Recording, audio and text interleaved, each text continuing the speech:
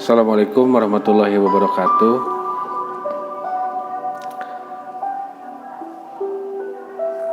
Teman-teman, rekan-rekan dimanapun Anda berada, minggu-minggu ini kita mendengar kabar berita baik di televisi, di channel YouTube, ataupun di media digital, media sosial, pemberitaan tentang maraknya tentang binary option, yaitu sebuah platform yang katanya itu adalah trading. Jadi begini, pertama-tama saya ingin mendudukan permasalahannya ini, bahwa di sini saya juga sebagai salah satu yang pernah dirugikan oleh binary option. Jadi saya belum lama ini mengenal binary option ini, kurang dari 1 bulan lah, 1 bulan. Tapi kalau mengenal trading itu saya udah lama. Saya sudah mulai trading ya, tepatnya lah trading forex itu kurang lebih 12 tahun yang lalu. Cuman saya sempat resign, nyoba lagi, trading lagi, berhenti lagi, trading ya gitulah, tergantung moodnya. Karena saya tidak merasa, karena kebetulan saya juga sibuk dengan aktivitas konvensional saya. Jadi saya trading itu hanya sebagai waktu-waktu senggang saja. Tapi saya mengenal binary option ini ya baru 1 bulan kurang lebih. 1 bulan lah kurang lebih. Jadi kalau ditanya berapa total kerugian saya, ya kalau saya sebutkan sih ratusan juta lah. Ratusan juta. Jadi saya pernah top up 25 juta, pernah top up 8 juta, 10 juta. Terakhir saya top up 100 juta. Ya, tapi saya karena saya punya prinsip, saya tidak akan memvonis, menjudge sesuatu ini kalau saya sendiri itu tidak tahu itu apa. Jadi setelah saya tahu, baru saya berani ngomong apa itu binary option. Binary option itu banyak. Kalau sekarang itu ada, ya yang saya tahu ya, yang saya sempat main itu ada Binomo, Quotek, Oxtrade, IQ option. Sekarang ada tuh expert option. Banyak lah. Tapi saya pernah main yang di platform 4 itu. 5-5-nya saya pernah main juga kalau nggak salah. Cuman yang lain-lain kecil, saya dibantai habisnya ini sama Binomo dan Quotek. Ya, tapi saya tidak terlalu dipikirkan mengenai kerugian saya kemarin itu, karena memang saya sudah siap secara resiko, sudah saya ukur, sudah saya perhitungkan. Ya. Cuman ada sedikit yang perlu saya sampaikan kepada rekan-rekan dimanapun Anda berada. Pertama saya ingin dudukan dulu tadi permasalahan bahwa saya adalah juga korban sebenarnya. Saya pertama mengenai binary option itu kurang lebih 1 bulan yang lalu. Inisiasinya saya berani memutuskan untuk memperdalam tentang binary option ini adalah ya karena saya melihat ada sosok gitu ya, ada anak-anak muda yang melakukan flexing. Nah, bahasa istilahnya flexing itu memamerkan kekayaan, memamerkan barang-barang mewah, itu namanya flexing. Saya kagum, terus terang saya kagum, masih muda, yang mana saya merintis usaha dari usia 25 tahun sampai sekarang ini ya tidak sekilat itu gitu. Sementara ini luar biasa. Ya akhirnya secara naruh diri saya sebagai manusia normal ya, saya tergiur lah, saya tertarik melihat. Waktu saya pernah menengah Binomo dulu. Binomo sendiri saya udah tahu lama sebenarnya, cuma saya tidak mau ikut, tidak mau tahu. Banyak link-link yang masuk ke DM, yang masuk ke saya tidak respon. Cuman kan saya melihat sosok dan itu dekat, saya tahu orangnya, saya lihat, wah ini lumayan nih, bisa dijadikan sebagai prospek untuk tambahan income saya lah, paling nggak gitu. Apalagi kemarin ini kita kan masih dalam proses recovery ya. Kalau kita punya usaha yang kemarin terdampak di COVID-19, selama masa COVID ini tentu banyak orang yang hilang pekerjaannya, yang usahanya juga gulung tikar. Nah, ini barangkali saya pikir ini momen untuk saya melakukan recovery. Ya, ini saya memutuskan untuk masuk karena melihat figur-figur flexing tadi. Saya masuk ke afiliasi. Saya masuk ke afiliasinya nggak satu. Saya masuk ke beberapa afiliasi.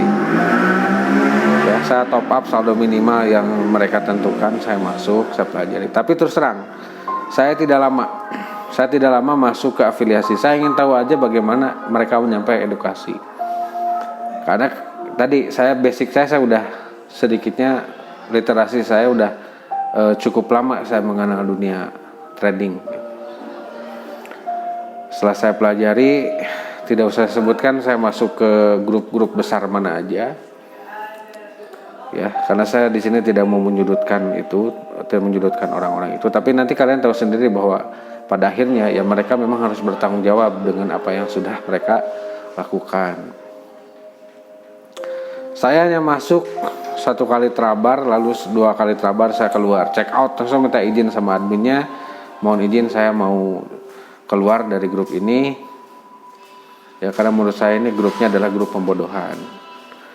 Itu profit, saya padahal itu profit ya, tapi saya merasa ini kok ada yang aneh. Ya, nanti akan saya sampaikan secara detail apa saja yang membuat bagi saya itu aneh gitu.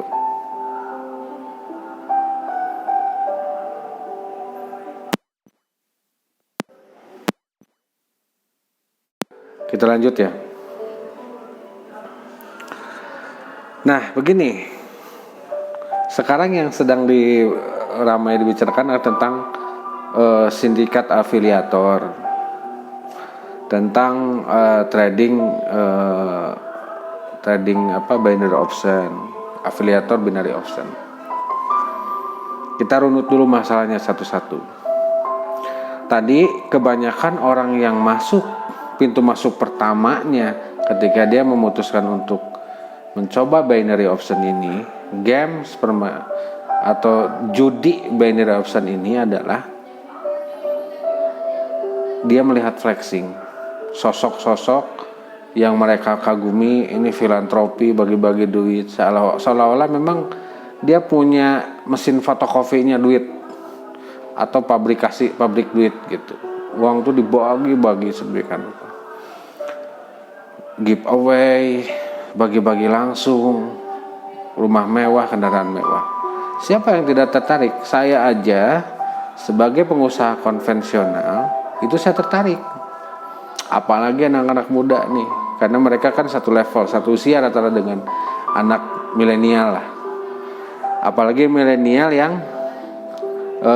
di generasi corona kemarin, kolonial. Dampak ekonomi, kesulitan mencari pendapat income, pekerjaan. Ini jadi pertimbangan loh. Pertimbangan bahwa wah, ini binary option jangan-jangan ini adalah solusi buat menjadi primary income, buat menjadi pemasukan utama nantinya. Namun alhasil bagaimana?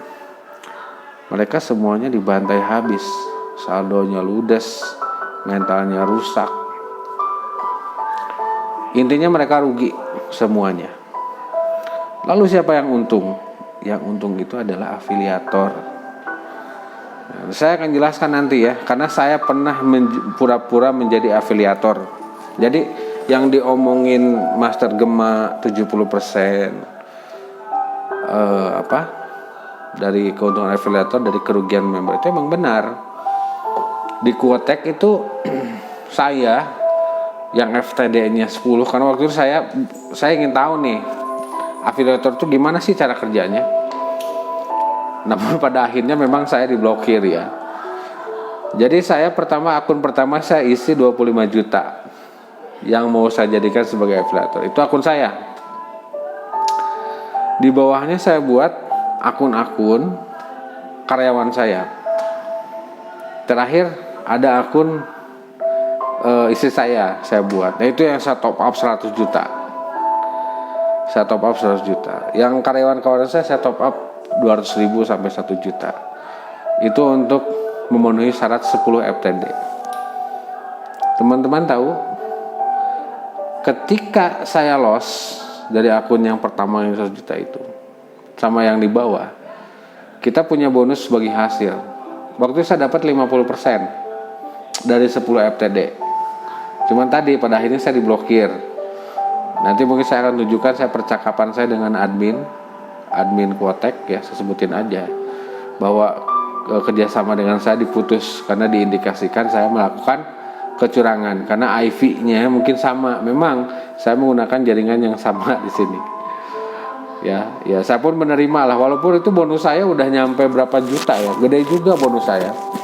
Bonus afiliasinya dari saya sendiri, bukan dari orang lain. Saya tidak menerima pendaftaran dari orang lain. Saya menerima pendaftaran dari diri saya sendiri. Karena saya ingin tahu nih sejahat apa afiliator itu. Karena afiliator itu sebenarnya ya itu, mereka dapat keuntungan dari kerugian mitra-mitranya.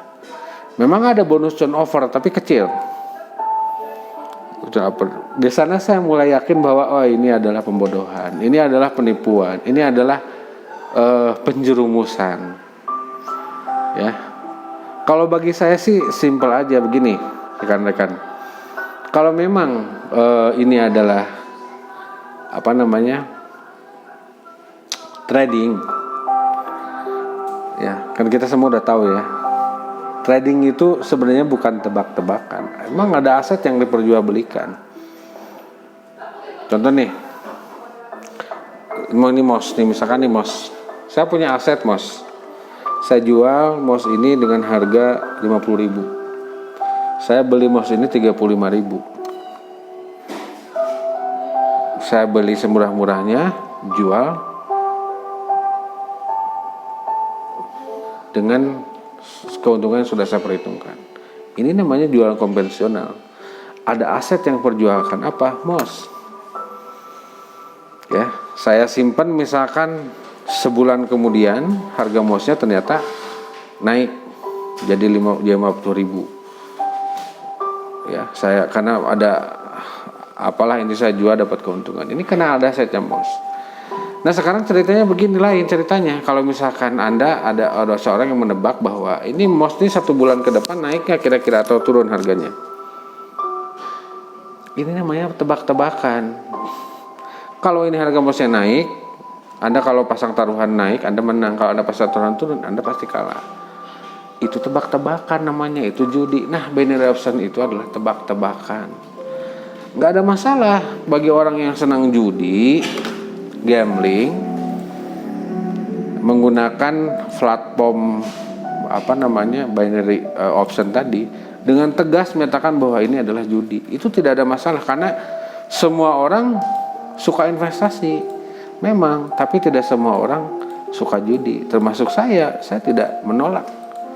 Buat apa judi itu, toh pada ujungnya hancur juga kalau judi.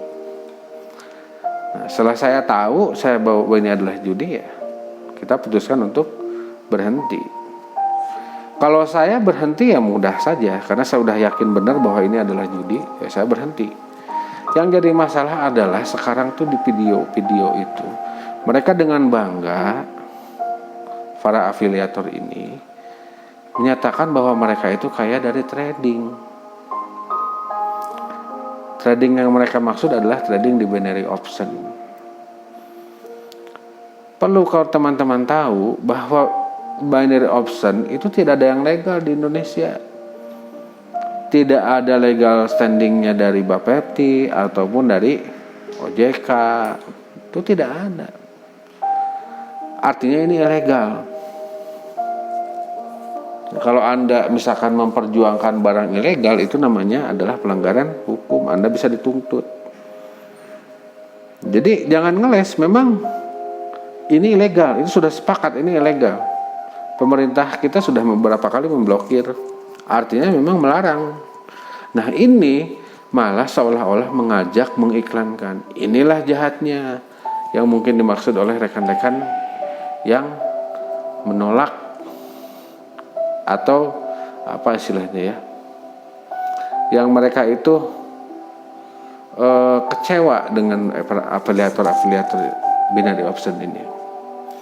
Kalau saya memang saya tahu lah bahwa nggak mungkin mereka itu, pikiran saya udah agent marketing, atau kalau di forex itu IB lah, introduction broker, dapat komisi, ya itu wajar.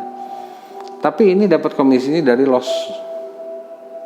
Nah, dari loss tuh ngeri juga ya. Ibaratnya dari penderitaan orang lain gitu, kita dapat keuntungan dari tangisan orang lain itu, makanya saya kabur. Kalau saya